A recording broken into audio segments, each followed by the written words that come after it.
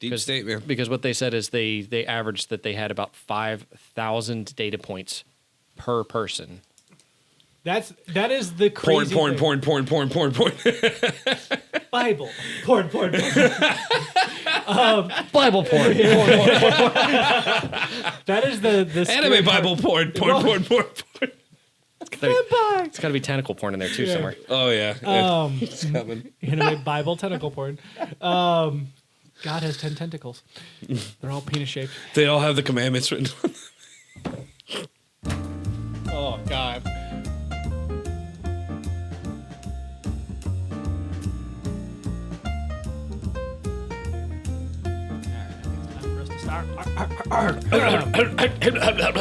Yellow leather, red leather. Clink, clank, Clink, clink, clink, clank, clank. Yellow leather, red leather indeed. Hello Irish and welcome wristwatch.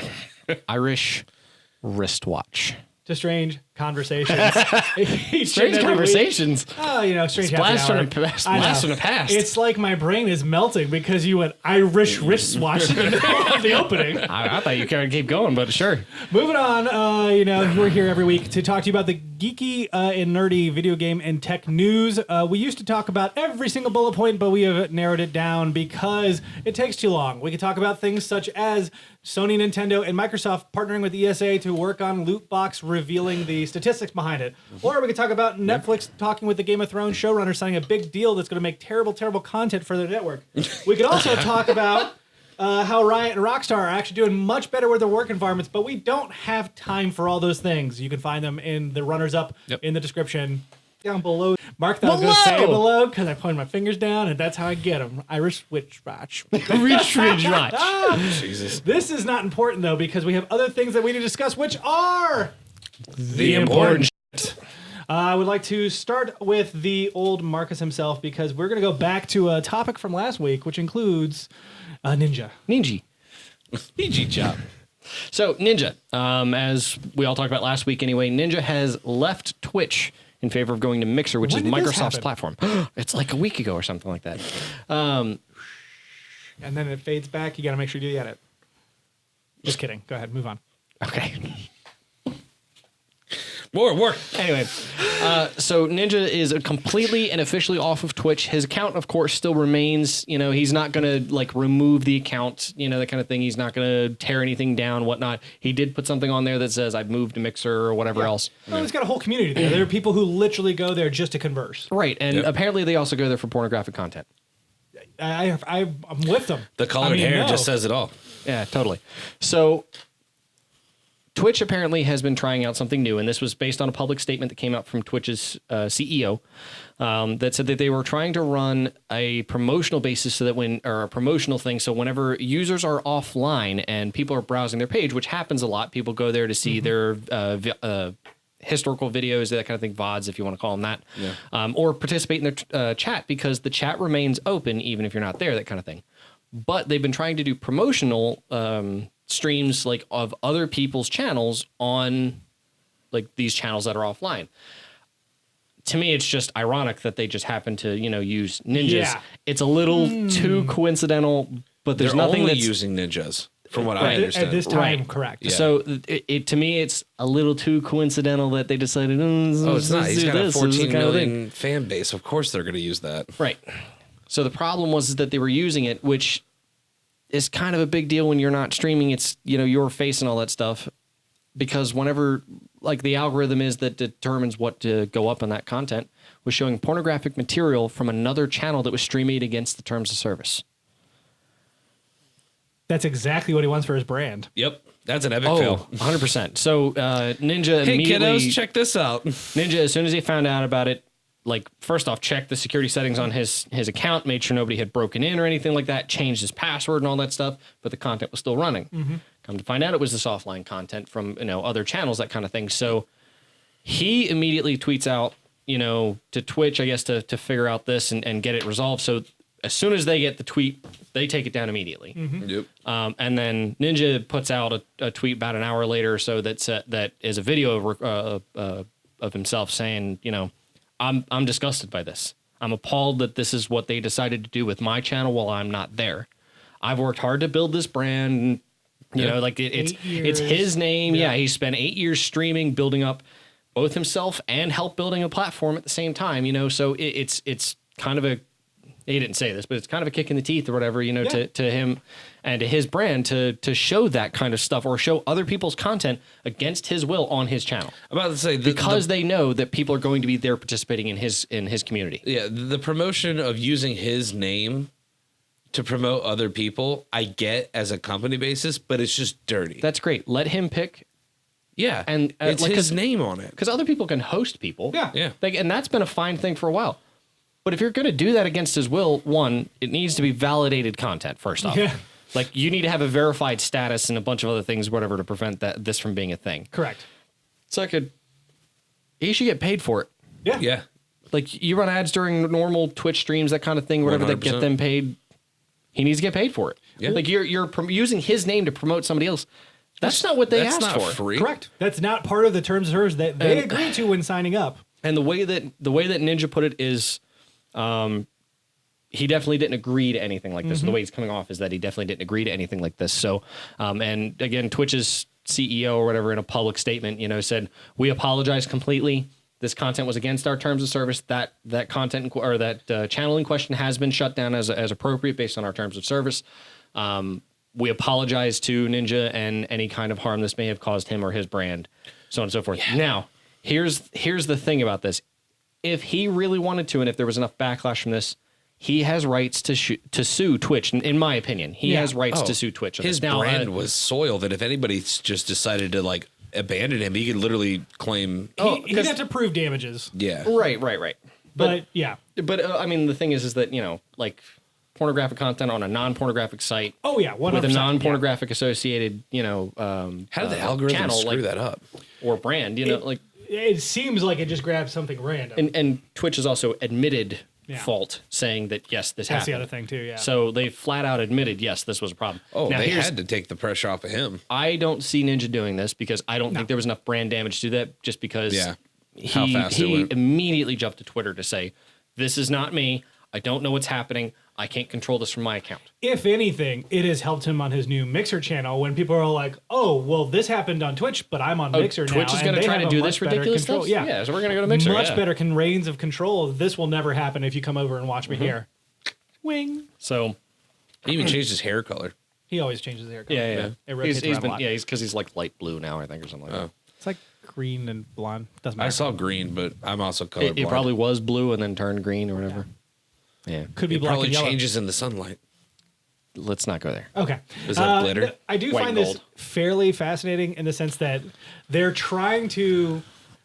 I actually don't have too much of a problem depending on how they build it, of them putting other viewers. Because it's like recommended when you're looking at YouTube, right? Or you go to the homepage of Twitch, for example. Yeah, like they have that platform there. Now, if it is taking up the entire, like if I go to Ninja's page and it's like, here, Ninja's not here. Here's it's his. See, then yeah, no, I'm not okay with that. It was his video display section or whatever that was eaten up by it. Because which is funny to me because what's the point of us having an offline logo for this at all? Yeah, yeah. Like you have us build this out, but like if they're not telling him that they're going to run this stuff, like that's kind of a big deal. You know, you should be able to opt out of that. Agreed, hands down. Oh no, not even opt out. It shouldn't be a problem in the first place. They should tell you, hey, we're making this change. But they ran him as a trial on this because he's not on Twitch at all anymore. So which is still insane because A, he still has an account. B, he still has content there, and C, he has a community. What so, he decides to do with that content is up to him and not them. So when I read the article, they own. He should still have, but he should still have control over what happens on his channel. Of that channel, I agree,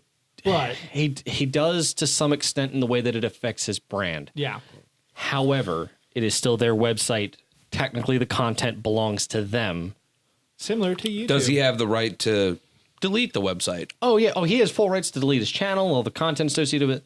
But the problem is that technically Twitch, and this is speculation because this is what a lot of companies have. YouTube in particular, I know, has this in their terms of service. If you delete the content, they can withhold the content for up to 30 days or 6 days, whatever their TOS says. Yeah. Like, they don't have to delete it if they don't want to. Like, they could retain it and republish it or whatever, you know, that kind of thing. Like, yeah, that's true. It's just like Facebook. I mean, whatever's on there's on there. Yep. But I mean, it wouldn't look good for them to do it. No, not at all. So I mean, like, unless they decided to say, here's an archive of the old stuff or whatever, and you just happen to find his videos in there. But So anyway, I had gone to Twitch's channel or Ninja's channel anyway on Twitch to see like if there was anything that was still happening from this. Nah, it was back to the offline page. But what I was Back really to Pornhub. what I was really intrigued to see is how active his community still is on Twitch. 100%. In just the chat. Yeah. Like, and there's nothing else happening on the page, but bing, bing, bing, bing, bing, I'm bing, telling bing, you, bing, bing, bing, bing. no Like, the people are still talking. Yeah, they go there. It's their Discord server. It's their place where they can go and chat, and they've met friends there. They've all hung out there. I don't know what the number is now, but like whenever he did leave Twitch for Mixer last week, he still had 15,000 subs on Twitch. I mean, he's still getting paid for that stuff, even if he's not streaming. So whatever. More power to him. Yeah. Yeah. I think that's the benefit of building a community, and it's not just a benefit to him. Yes, he makes money off of it, but again, this is a central hub where people can talk and hang out. And eventually, if they decide to not move to Mixer, they want to stay on Switch, they find another streamer. And again, that's where I think this whole idea of like, here's some recommended down at the bottom, below, whatever. But if you're put on the main page, no, get out of here. Like, that's ridiculous. I mean, well, so like even like Twitch's homepage, for example, when they put content, it goes across the top. But my understanding was that they actually have a physical person Who looking at that? the statistics on an hourly basis, half hourly basis, or whatever that makes the determination. So the idea is that they let the system automatically compile for them, and then they'll say, no, that's against TOS, and they'll send it off to be investigated or whatever, and then they'll pull the next person in or whatever to be looked at. And on PC, down below that main frame, essentially, is the carousel, where it just goes through the top games or whatever. Like, you can have those kinds of things, no problem. Like, it should be fine. So, am I wrong? No. I'm sorry. I had an edit in mind, and Okay. I'm gonna excited. play on it. Yeah. Cannot wait. Oh, jeez. I also want to point out, this is like behind the scenes, how the sausage is made. I didn't cuss yet. You have a timer down? You have a mark for me to cuss? I didn't cuss. Important shit. Doesn't count for me. Counts for all of us. Aw. Moving on. Making Moving me on. work. I mean, do we have any other last things before we move on? I'm sorry. No. Yeah. I mean, I'm interested to see if there is any backlash from this. I don't expect there to be. Yeah. However, it's something to watch out for now that Twitch has done it once. 100%. Yeah. And the question is, will they do it again? We also have streamers that should be careful of this, and if they watch this episode, they'll be warned. If not, should have watched the episode. Nothing is weirder. If you're warned, go to Mixer. I was watching the ASM channel. Like, I think it's ASM. ASMR. ASMR. That's one. There we go. I was like, I'm not Oh sure. no! what I was ASM is. joking. I didn't think that's what he was actually talking about. It sounds right. Yeah. But so this chick has like this set of ears, and she's just sucking on them, and I'm just like, this is oddly satisfying and like weird that's what at the ASMR same is. time. That's what ASMR is. So the volume was way blown out, and Yeah. she's super quiet and whispering. Yeah, that's ASMR. Oh yeah, I know. But Now, the problem is everybody else is like just doing like random things like cutting stuff or ripping something or touching. Like I'm like, oh, that's cool. She's like, she's freaking going to town on this ear. Like a fake ear? Yes. Like a fake human ear? Yes. Okay, I just want to sure It's like a set of human ears that's like got a microphone attached to it somehow. So there is a set of ears that are literally a microphone, like that. That's what she was they use sucking it to on. measure bass response. But anyway, if it was the same girl, there is a girl who's like. You sure you weren't on Pornhub? This is gonna make it really weird. There's a girl who does stuff like that, but she's like 13 or 14. Oh, that got real weird. Yeah, no, she does ASMR stuff. That's cool. And as long as she's not sucking on the ears and being sexual about it. She's just been a little sexual about it. And we're moving on. Just don't do that. Moving on We're not in to Japan. we're talking to Handsome John about what's going on with Skype. It's safe, it's comfortable. People like to use it, right? Yeah, absolutely. As long as you don't mind other people listening to your conversation. Oh, what? So, yeah, as Wonderful. of right now, Microsoft is eavesdropping on your Skype Cortana activities. Via Like I didn't see motherboard, that an coming. unnamed Microsoft contractor was able to provide recordings, which varied from 5 to 10 seconds of Skype translations. Wait. Provide recordings, because that's a much bigger deal than simply, hey, I'd let you. Oh, here's a I transcript have of it. access Even, to like, it. No, he literally was able, provide the recording, not just a transcript, a recording. An actual. My God. You fired? So I don't know. It was unnamed, so I don't know if he was I fired wonder or how not. long it's going to be before somebody decides to push a lawsuit against them, because most states in the country are one-party states. Oh, we'll get to this. Microsoft says that they make the recordings available through secure portals and remove associating info to identify the user. Okay. Let's see here. Though they could still give their info during the translation if they wanted to. So if they're giving their address or something or their name, it's in the translation. Not only that, your voice can be used as an identifier. Yeah. Like there is software there that is does a thumbprint. that. Yeah, I know. AKA through Cortana, no evidence of preventing Microsoft contractors from the analyzing that spoken data. So there's nothing saying that there's anything preventing them from for going through the Cortana stuff. So it's actually separate from what the Skype stuff is. So Okay, it's got a makes different set sense. of agreements. Yeah. So Microsoft has stated that they get to use the agreements from the users, and this is their exact statement. Microsoft collects voice data and to provide and improve voice-enabled services like search, voice commands, dictation, or translation services. My eyes are getting bad. I know that because I had to pull the phone over. And I'm like, I'm getting old. The next week he's going to come in with bifocals right at the tip of his nose. It ain't that bad. We strive to be as transparent about our collection and use of voice data to ensure customers can make the informed choices about when and how their voice data is used. Microsoft gets the customer's permission before collecting and using their voice data. So it's all in the user agreement. Mm-hmm. We also put into place several procedures designed to prioritize users' privacy before sharing this data with our vendors, including de-identifying data, requiring non-disclosure agreements with the vendors and their employees, and requiring that vendors meet the high privacy standards set in European law.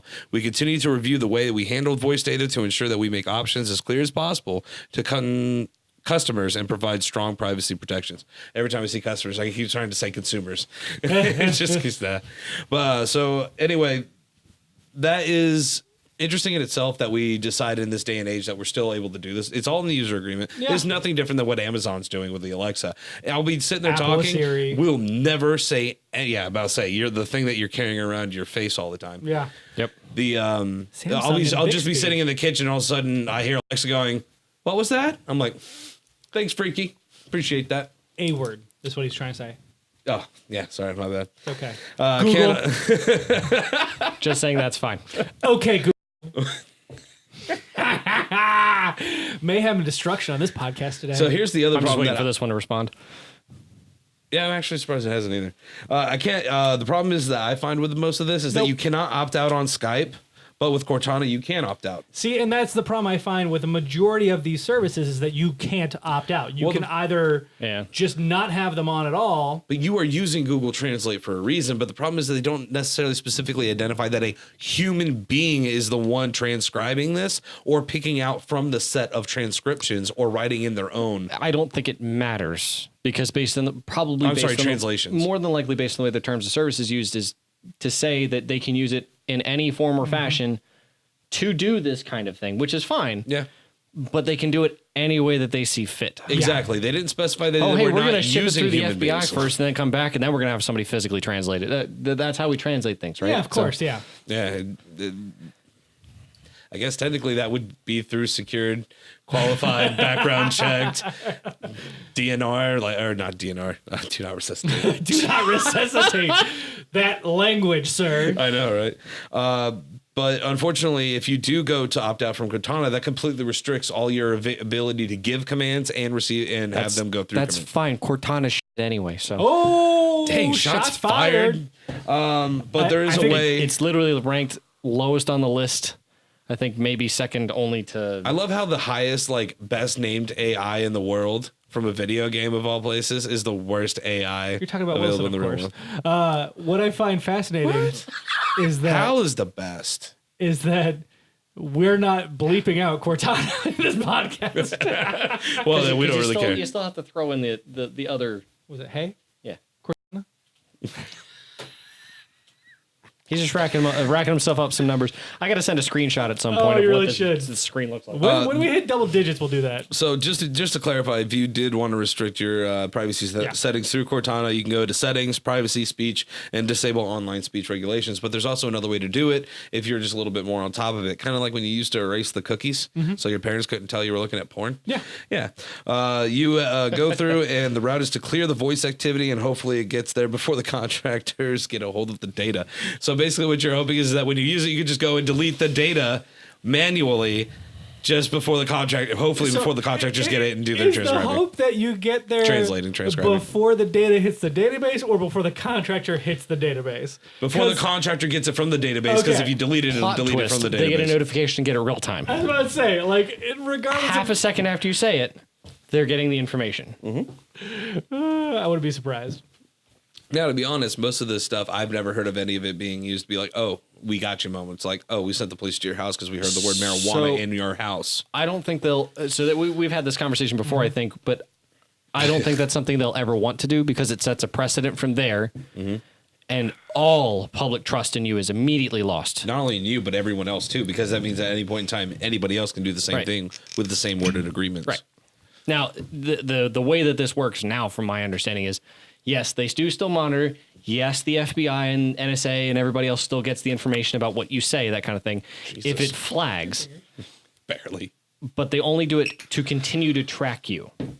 Like if you say something that, could pop up on a terrorist watch or could land you on or could possibly land you on a no-fly list or warrant you being watched or searched digitally, but it whatever could be it done is. passively. It's like, oh, well, you're going to be put on a list to be randomly searched at the airport. But what I'm saying is, but even still, like they're going to do it in a much more passive manner. They're not going to outright send, SWAT team to your front door to come blowing it in to get. You're right. Someone just calls it in and then gets you shot for playing video games. That's another one down in the This information will never be used as the key evidence to catch anybody, but it will definitely be used in some form or another as a means to track.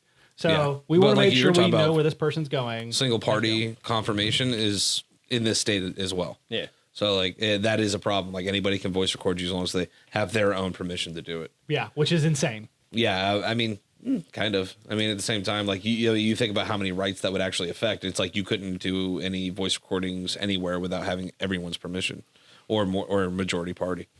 I mean, I think that's kind of necessary for majority of things that we do. Yeah. Okay. Yeah. This world, no. I want the same advantage that they're gonna have over me. Okay.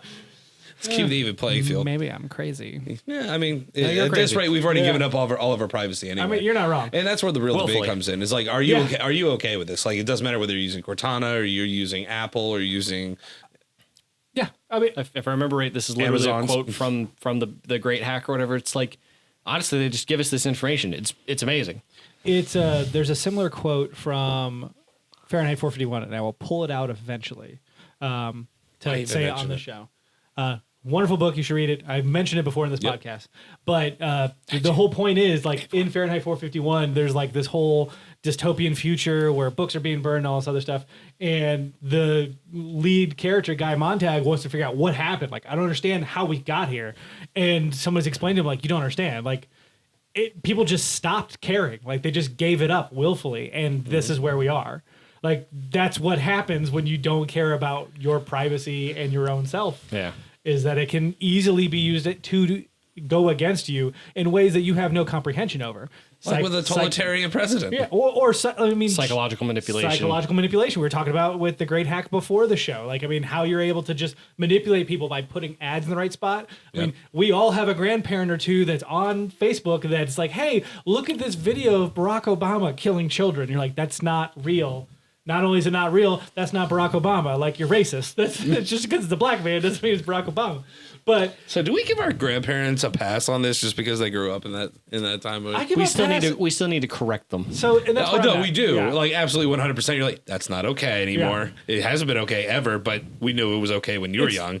To me, I've always gone like, as long as you're not hurting anybody, you're like whatever. You can say all the deformity stuff that you want to say inside this house. Just keep it in here. Say the racist things inside the car quietly. Correct. Or even in your mind. I don't even want to hear them. Thanks, though. Siri can't pick it up either. Please. That was a weird tangent we went on. Suddenly, our assault's turning randomly into a hate crime from evidence that came out of nowhere. That's weird. Where did that come from? But there's some truth to that. Like, this is the era we live in, and it comes with conveniences. We have this level of technology that's never before, like, literally in our palm of our hand. We have so much information and misinformation, but information available to us. And all it took was just selling away your rights. We've seen it throughout history multiple times, and unfortunately, history repeats itself, and that's what worries me the most in our day and age today. Yeah. Not that we meant to get so heavy on this show. It is what it is. It's something to think about, and it's something you should. It's definitely something to keep in mind. Absolutely. Your own thoughts. Personally, I'm thinking about getting a compound in the mountains. I just want to go to the mountains. I don't really care. Yeah, I'm with you 100%. They're not coming to me first anyway. Build their own log cabins, make sure it's got PlayStation but no Wi-Fi.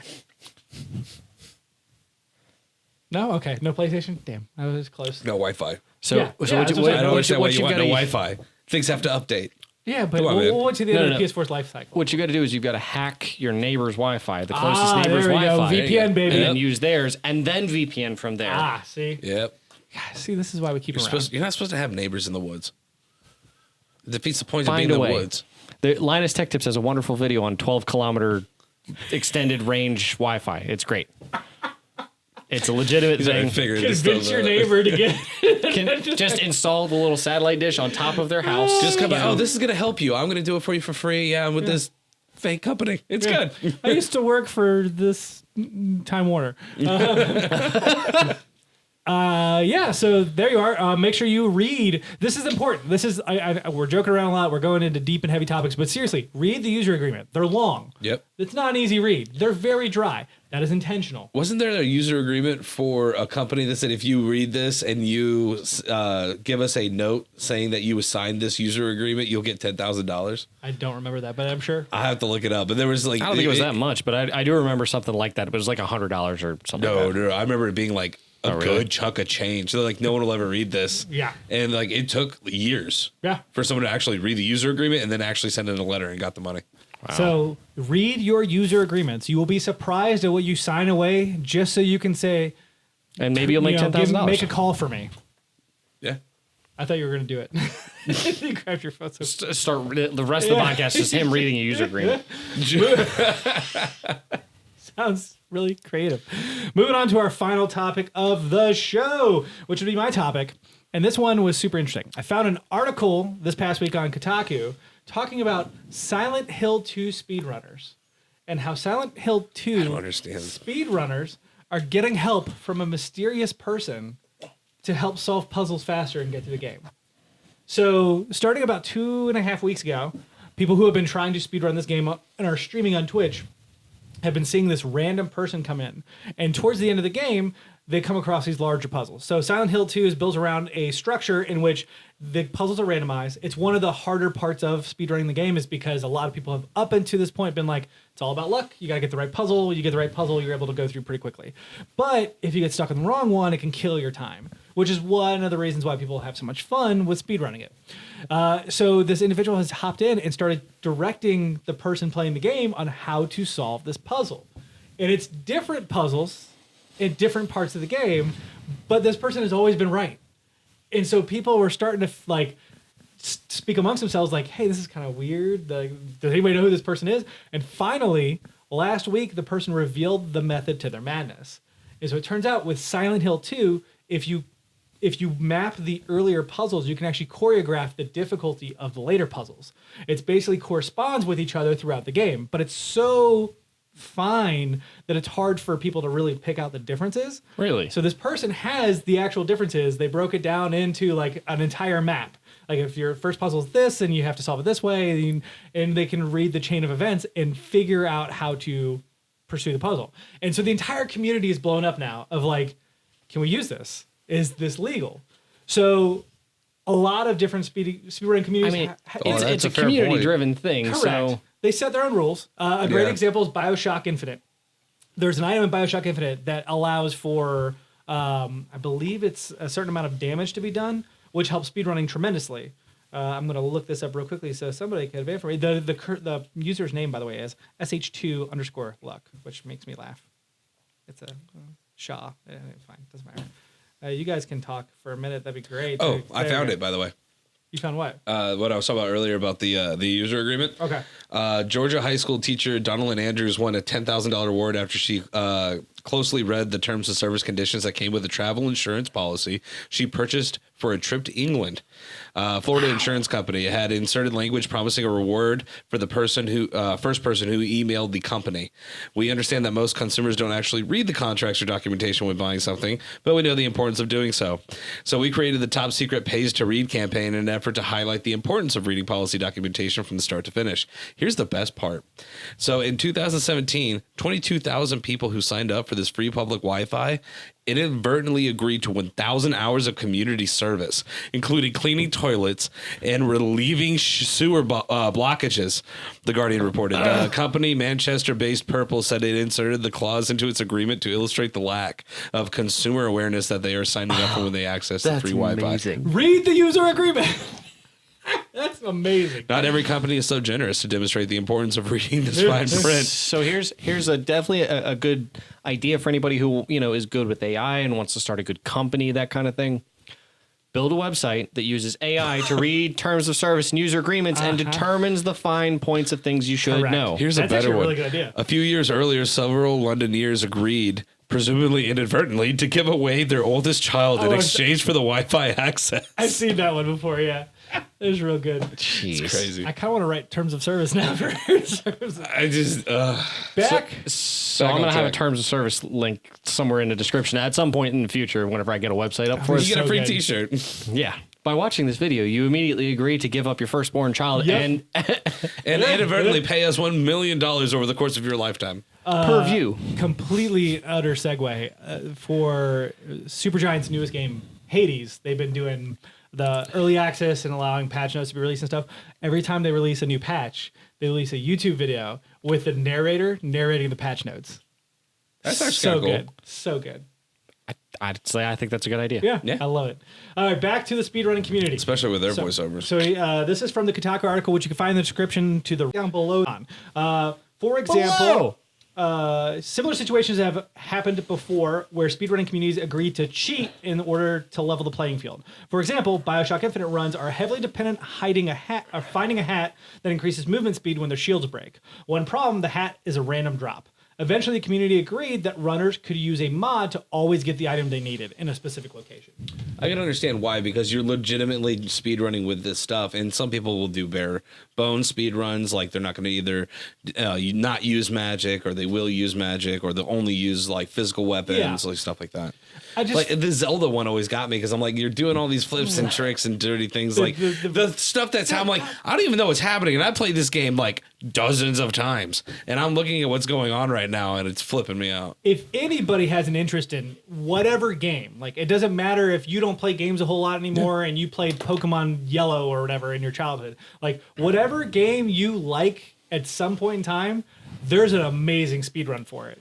Pokemon Green is one of my favorites, which is the original version released in Japan. So we have Red and Blue, which is technically the updated version of Pokemon. Yep. Pokemon Green has huge memory issues. And so there are people who can beat the game in 3.5 minutes because you turn on the game, before you even get your first Pokemon, you can run into the wild grass, fight your first Pokemon, and then just manipulate the menu. And you're watching as people teleport from Pallet Town to Celadon City to the Elite Four to the Champions Room, and they walk up to the computer and they do it because of the way that the memory management works in that game. Man, It's nuts. Okay, the amount of time it Oh, would take to debug 100%. and dissect all of that, because it's old school memory usage too, of like this many bytes in this section Yeah. of RAM. Like On you the have to get Game specific. Boy, the Yeah. Game Boy cartridge, which has like kilobytes, there's nothing like in it at all. yeah, but watching it with an N64 game like Zelda Ocarina yeah. of Time, like oh my god. It's cool to watch. There's plenty of stuff on Twitch that you can watch it happen in real time. It'll blow your mind. And we've highlighted them before. Awesome games done quick. They do all kinds of cool stuff here. But this community issue I thought was very fascinating because one, Silent Hill 2 is a PS2 game. It's been around for a while. Not terribly old, not terribly new. It's old. 1 or 2, it doesn't matter.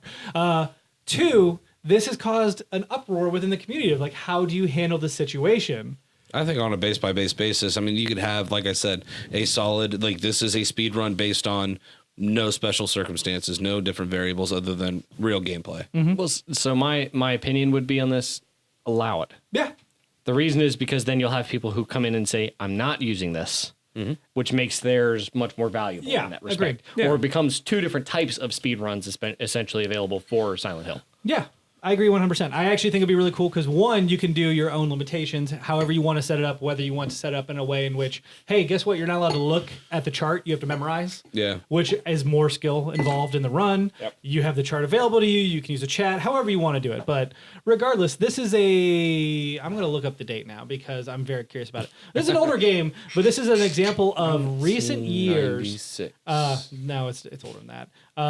Recent Really? years, games that are fairly old just coming out with weird secrets. 94. So one of my favorite games of all time is I was Final right. It's a Fantasy PS2. Final Fantasy 9. You're 9. close there, Marcus. I'm very proud of you. I'm not a Final Fantasy guy. I know. 2001. Sorry. 2001. It's a PS2 game. Oh, wow. PS2 is out in 2000. Oh, that's right.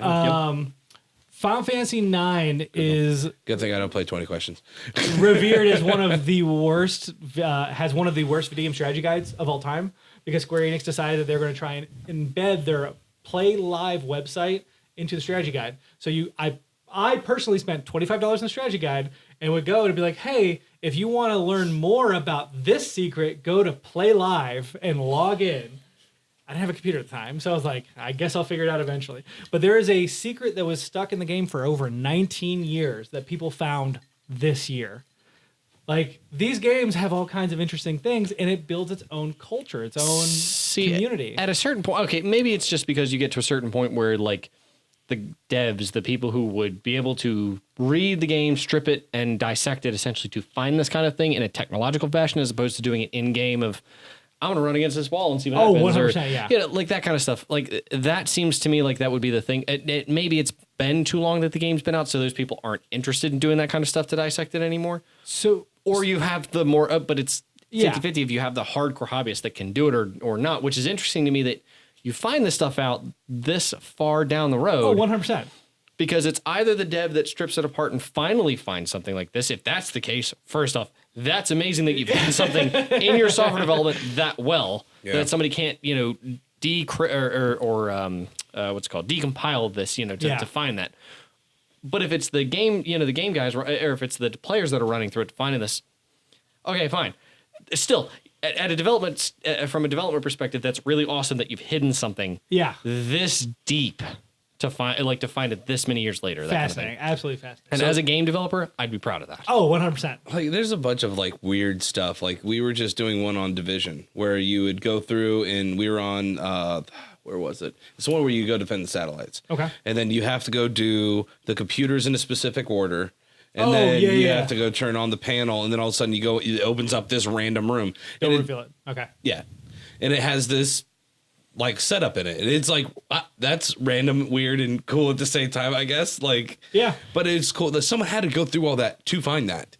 Well, so they're nowhere near each other in this level. Like, the levels are fairly long, and it's like, so the way it happened is we were running through it, and we came across a random panel, and so we started looking into it while we were playing the game. We're like, oh, there's stuff here, but I can only imagine like, how many times do you have to speedrun Final Fantasy 9 or just play it in general to find this one secret 19 years later? How many hours do you have to spend in one area of the storyline essentially to find this kind of thing? Just clicking, moving the joystick and clicking over and over again, hoping that you come across something like, or what was it? Or trying different sequences. Yeah, about saying Ocarina of Time is like backflip, throw something, come back and aim, and then all of a sudden you're traveling across the world. The only one in particular that really struck me whenever I saw it was the Skyrim speed run. Mm-hmm. Yeah, because you get on a horse, then you get to a certain point, like literally as you leave the first town after you initially spawn, and you run up to like this section of a wall or a fence where it meets like this sloped mountain essentially that you can't climb, but you can jump it and jump it and jump it and jump it, jump it,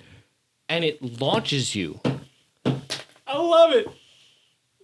like a freaking platform. Yeah, just all the way across or whatever. And like you jump off the horse or whatever, like while you're in midair or something like that, and it just teleports you all the way across. But it lands you off the map, so technically you don't take fall damage. And then you just walk out through a wall and suddenly you're in like a dungeon or something like that. That's amazing. Blew my mind when I saw it. I was like, who spent that much time oh my God, I love on it. Skyrim's open map to find that? Arguably a 200-hour game if you do everything. Like, right. That's oh my God. Except it was like game. a 20-minute speed run or something like that. That's amazing. It was See? absurd. It was probably long enough, but still, like it was absurdly short. See, and I love this because, again, you're talking about a community of players. They're all together in this. Right. Like discerning, like, can we do this? Is this okay? Is it not okay? Someone comes up with a new method, you figure it out. But then you have the other group of people, recently I've seen a lot in Awesome Games Done Quick, where they mod games. So they've modded together Super Metroid and A Link to the Past, the Zelda games together. So it's 2 players playing the game, and they get to certain touch points and they pass the game back and forth, and the items are shared between the 2 games. So both games are locked in the sense that, like, in Zelda you have to have a specific item to reach a specific dungeon. Right. Yeah. In Metroid you have to have a specific item to get past this barrier. Right. The items are spread between the 2, so you just pass the game back and forth, and hopefully you share the same items and you try to get the right item. Wow. To unlock. It's just incredible. It's That's incredible. awesome. I never understood speedruns. I hate 'em. Personally, I hate a know. I clock. don't even like time trials in Yeah. most games. A ticking clock is the worst for me. Yeah, it's one of those things where I like to enjoy the experience and just move on to the next cool experience, because there's so many to be had that I'm like worrying about time runs and stuff I'm like, it's a huge time sink. Even though I'll grind on gear on Division all day, Yep. I'm weird. I don't know. I don't understand myself. So let's put it that way. Like I don't get that part of the grind as whereas I get other parts of grind. It is a different type of enjoyment of a game. Because I watch people break stuff. I love it. I love it so much. I'm watching this dude. He's chip snap, just done. This he is just just walks turned away, in- and I'm like, oh, Watch okay. the guy do that at the Call of Duty tournament whenever we went to Vegas one time. He lost, and he was not happy about it. He took his controller, and he shoved it to the floor, and it went in like 60 pieces. Took Yeah. it. Just, Be like, I'm done. I gotta get away with it. I'm so excited about Can't it. take know. it back.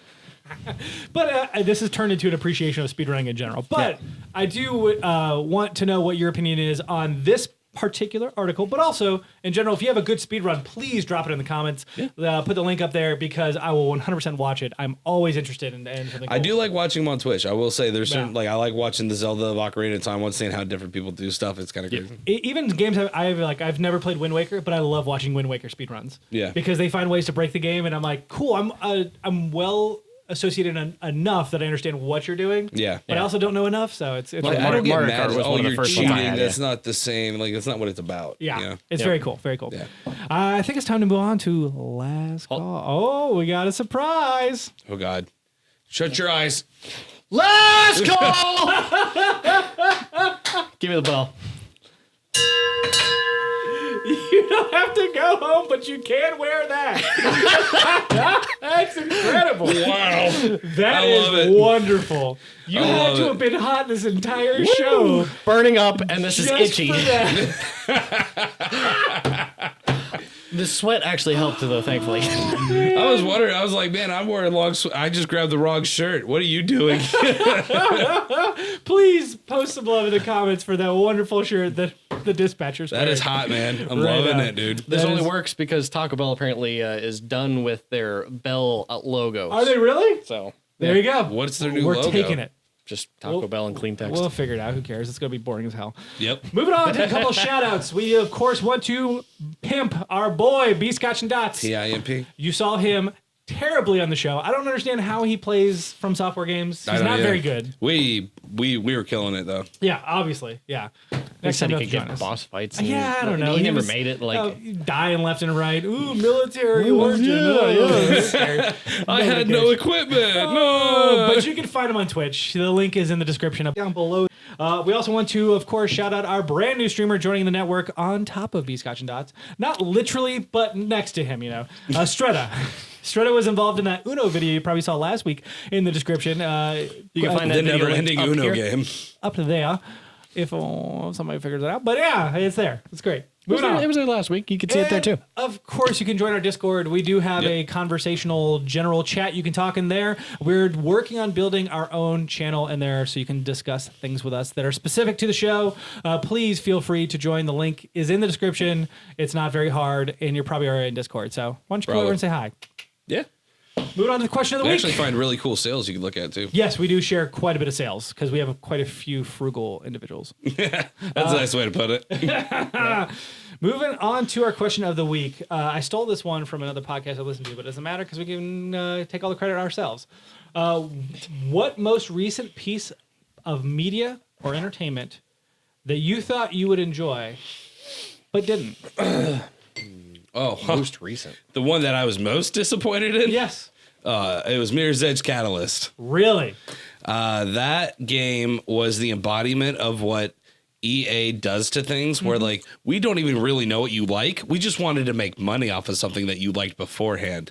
And it was gross. Like the time, like for the people who love time trials and stuff like that, it was there in the first Mirror's Edge, but it wasn't in your face. Like you were in a hurry, but not because you were on necessarily a visible time limit. It was because you were running away from people who were legitimately chasing you. So it had like that adrenaline rush feel to it. Whereas this other one was all about just completing time trials all over the place. It was mundane. It was boring. And the beautiful aspect that was Mirror's Edge with the simple colors of the shining, like bright white with the mirrors, the edge, like you're looking at the mirrors on the edge and it's reflective, blue skies, like it's so distinct. Everything you touch that you can grab is red. Like it was all just pops at you. And it was just kind of like you were working off instinctual reflex. Whereas this one was just for no reason. Yeah. Like it was, they tried to mimic it, but they didn't do it the right way. Right. And it just felt awful. Like I was so excited for that game. I remember. I was buying like I even bought the whole freaking like The biggest collector's edition, yeah. monstrosity thing. I was like, I'm so down with this game. I don't care. I'm just happy they made it. And I was wrong. One, they screwed up and didn't make any of them, as far as I know. Yeah. Because I didn't get mine and they didn't tell me it was even canceled. They just sent me the game in the mail. I don't even know if they charged me for the game. I tried to go back and look after it was like a few months. I was like, I get charged for this? And I was going through scrolling. I couldn't find anything. I was like, I guess they felt bad, so they sent me the game anyway. Wow. Because it was already on a shipping list. They took that out, canceled the order, so they didn't charge me because I want to make sure they didn't charge me for the collector's edition. And then I was like, well, I can't find a charge. So I think that they took me off of the payment op, but didn't take me off of the shipping list, and then they sent me the game. Yeah. And now we know why the game was terrible. Yeah. Yeah. That was not cool. I'm going to amend the question, take out the word recent, because that was not recent. No, but it was also, not. That was a few also, years I think ago. it's more interesting if you pull out your better one. Do you have one there? Well, I've got two, actually. Marky, I'm excited. So the first one dates back a little bit farther, I guess maybe like 2 years, 3 years, whatever it was now. That's not recent. I amended the question and took the word recent out. Sir. Was Sir. Fortnite. Fortnite. So you're talking about not the Battle Royale mode, but the Save the World mode. Because of the Battle Royale mode. Really? So the OG mode, whenever I okay, to clarify, both of these that I'm about to say anyway, I have not owned the game. Okay. But all of the hype was just, and enjoyment was just. I'm anyway. kidding. So I played Fortnite when it first came out. Buddy of mine had bought it. He let me play it or whatever. Really enjoyed the, like zombie mode basically, or whatever it was, that kind of thing. Save the world. That's what it was. Save the world. Yeah. So I really enjoyed that, where you're building up your fort, you're building up your defenses, that kind of thing. And you actually have to go out, collect resources, and defend, that kind of thing. And I enjoyed that. It looked like a game that I actually wanted to play with friends, like with you. Yeah, right. I remember him saying that. We saw the end game. I was like, "What is this?" It had. I don't even know how to. There were mechanics with survival aspects and then wave based. It reminded me of like ODST, with their like wave mode or whatever it was. That, like I enjoyed that kind of gameplay where you to build up the defenses or whatever, and then you have to sort of fight that off. Similar to what's the Garden Warfare game? Plants vs Zombies. That's it. Now that's more of tower defense, but it's still along the same lines. That kind of thing. Difference is you get to run around in it, third person, shoot things. So that was one of the biggest ones for me, because it seems like that just got completely shadowed out by the fact that they introduced a battle royale mode, and suddenly it's the most popular game on the planet because of this, and the other one's just sort of to off be the fair, wayside. It's still there. It It's is. available. They just won't update it. Right. They just won't do anything with it because nobody plays it. Which is a shame, because when you probably started looking into it and playing it, touching it, it was still in its beta form. Yeah, it was. Yeah. The second one for me, and this is kind of the big one of, I want to say this year, Anthem. Yeah. Yeah. By far. God, who could forget that So letdown? I was prepared to go for an EA subscription and all that stuff, or whatever, because I was getting Battlefield 1. Yep. So I was going to, Battlefield 5. 5. Yeah. 5. Okay. Sorry. I was thinking Battlefront. Yeah, no. Battlefield 5. So I was prepping for that, and I was looking into options anyway to be able to play the game and whatnot. And I was like, okay, EA Access has come around. I should just get the subscription, whatever. I can get access to Battlefront 2 if I want to play that. Sounds like EA screws up a lot. And when Anthem comes out, I should have access to that. Cool. Okay. Not a huge deal. Yep. And then Anthem tanked. So badly. I didn't buy like the an subscription, thankfully. I bought Battlefield instead. Still disappointed. No, I enjoy Battlefield. Much prefer buying the game over paying for the 1%. subscription up to this point now. I can imagine. Yeah. It's just one of the biggest letdowns I've had. Damn. Which is a shame too, because it's like even like the last update I think you guys were talking about was like, it's supposed to fix a lot of. No, it's still terrible. It's terrible. Yeah. That's interesting. I was going to say Anthem, but I actually called it before it came out. I was like, Yeah. He was like, nah. You know what's funny? It's like, it's playable. I had fun with it, and we were playing with other people. Yeah. I didn't have a problem with it. He was just being a bungalow. To me, they a had bungalow. Yeah, I'm being a hut that you go. I and wanted to stay call under. it something else, but I was trying to be like, PC again. I mean, you can call them a bunghole. It's it's fine. Hole.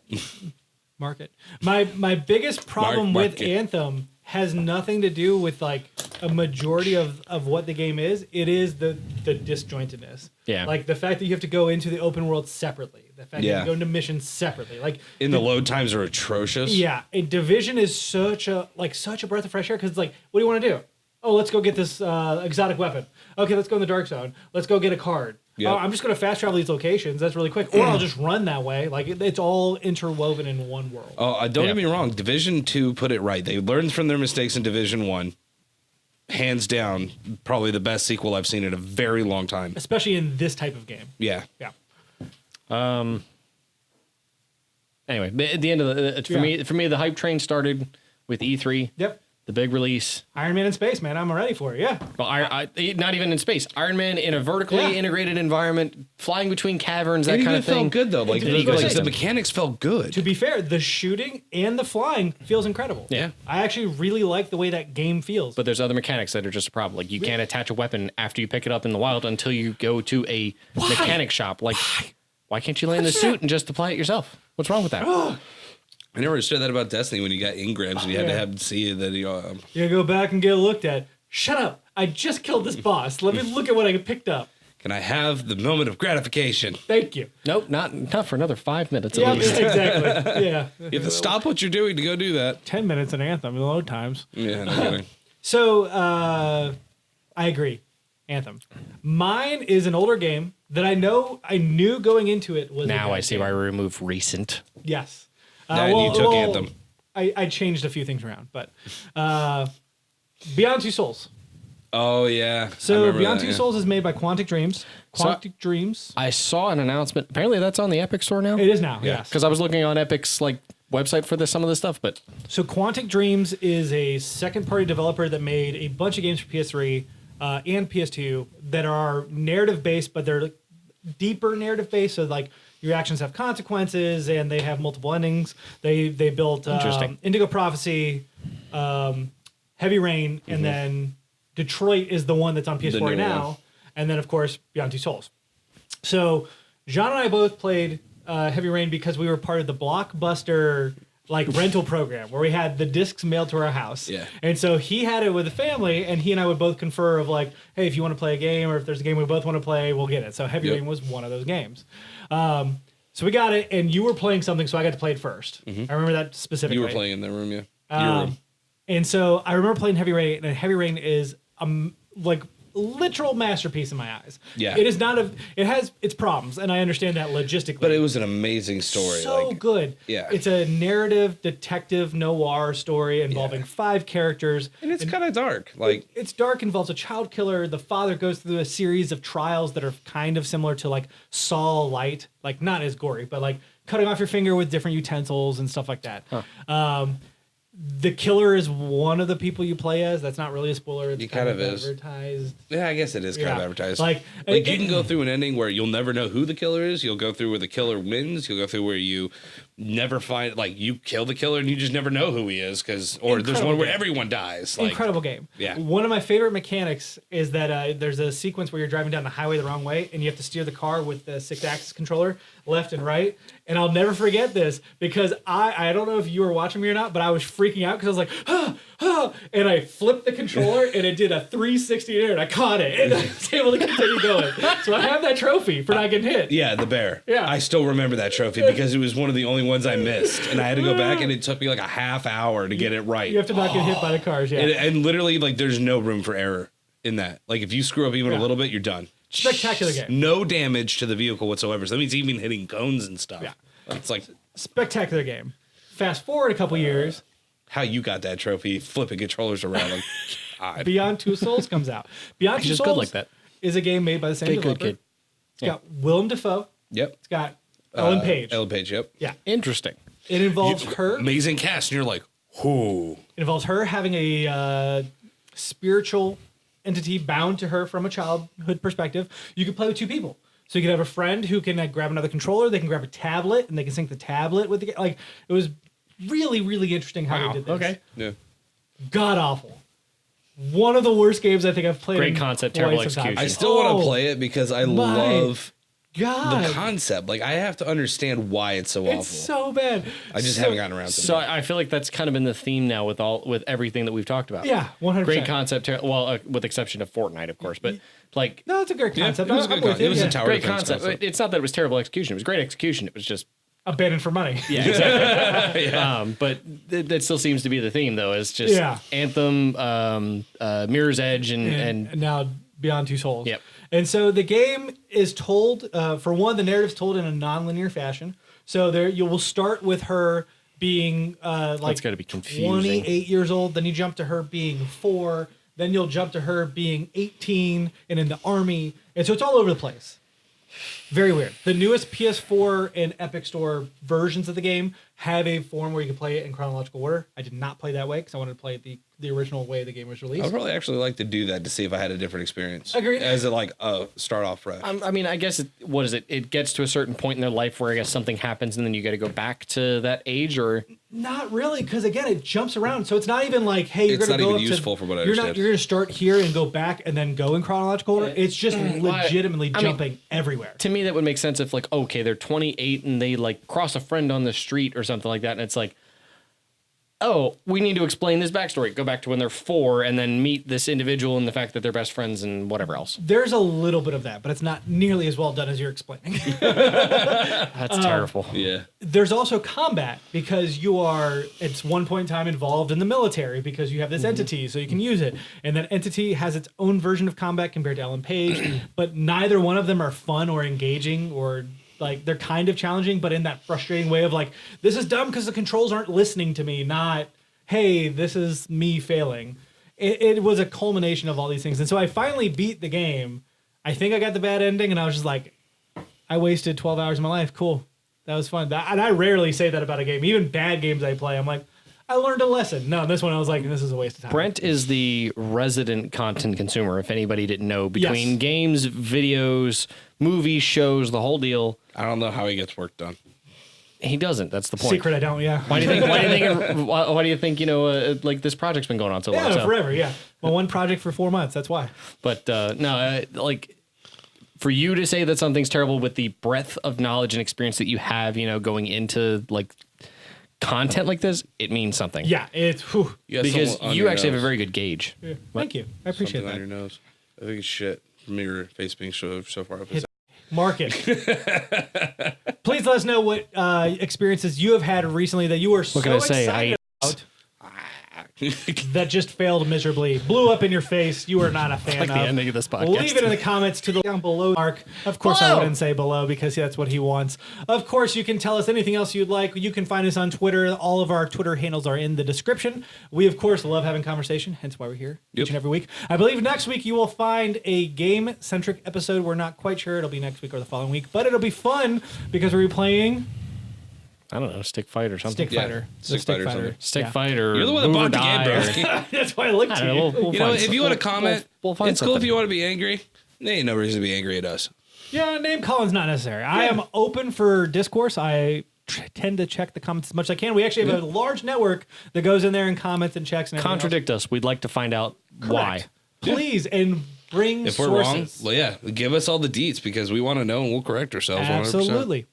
But until next time, Cheers. Ooh, cheers. I did that as backswing on purpose.